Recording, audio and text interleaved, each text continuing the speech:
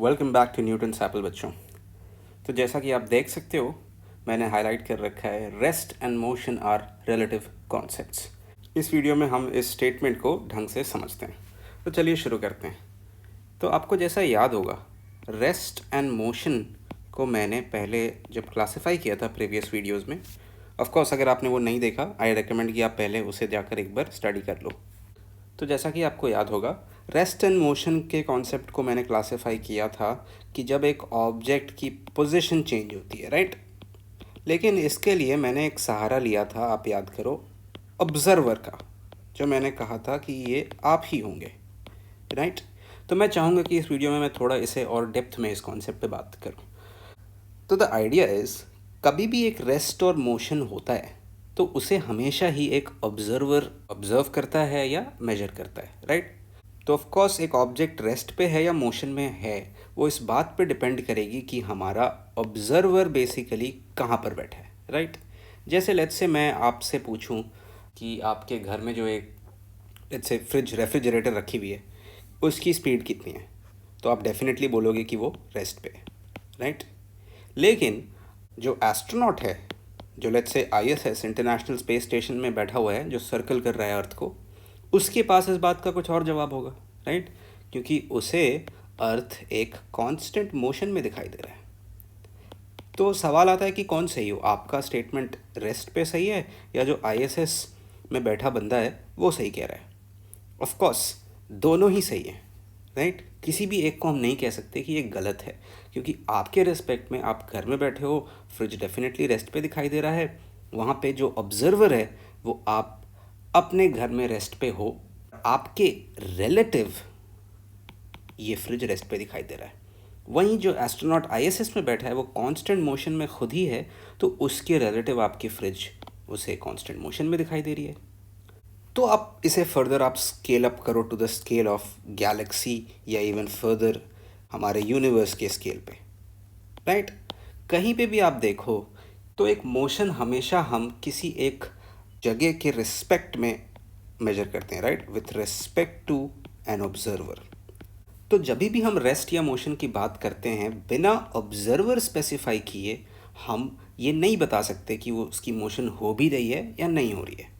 And in fact अगर मैं आपको एक लेवल और डीप लेके जाऊं, तो लेट्स से आप इमेजिन करो एक मिनट के लिए कि आप किसी एक व्हीकल में बैठे हो, राइट, और ये व्हीकल आउटर स्पेस में है, जहाँ पे बिल्कुल भी किसी भी तरह की जर्क हमें फील नहीं हो रही, राइट। नॉर्मली आप गाड़ी में बैठे होते हो तो आप बता सकते हो कि लाइट गाड़ी मूव कर रही है because you feel the jerk, चाहे वो एक फ़्लाइट हो, चाहे ट्रेन हो, या चाहे वो एक रोड पे चलती हुई कार हो, राइट। लेकिन आउटर स्पेस में हम उन सारी बातों को नेग्लेक्ट कर सकते हैं।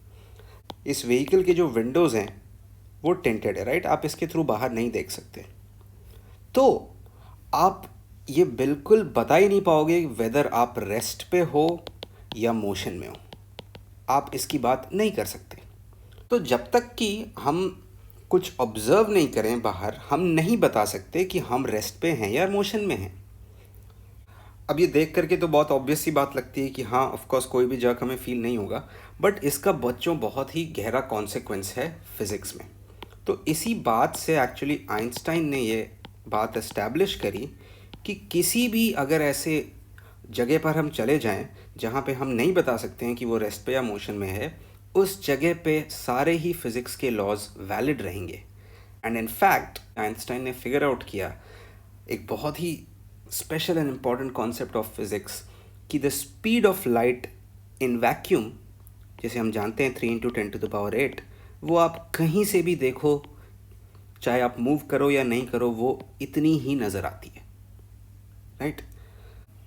तो द आइडिया इज़, हम रेस्ट एंड मोशन में फ़र्क नहीं बता सकते जब भी हमें किसी भी तरह का जर्क फील नहीं होता है।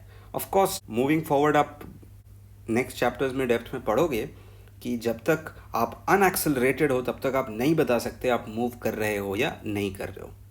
But to conclude this video, कभी भी हम बच्चों रेस्ट एंड मोशन की बात करेंगे तो सबसे पहले आपके मन में सवाल आना चाहिए कि ऑब्जर्वर कौन है, राइट, किसके रिस्पेक्ट में हम मेजर कर रहे हैं। गोइंग फॉरवर्ड कभी भी आपसे कभी भी सवाल पूछे कोई कि इस ऑब्जेक्ट या उस ऑब्जेक्ट की स्पीड कितनी है, वेलोसिटी कितनी है, the next question you should be asking कि हम कहाँ से मेजर कर रहे हैं, राइट।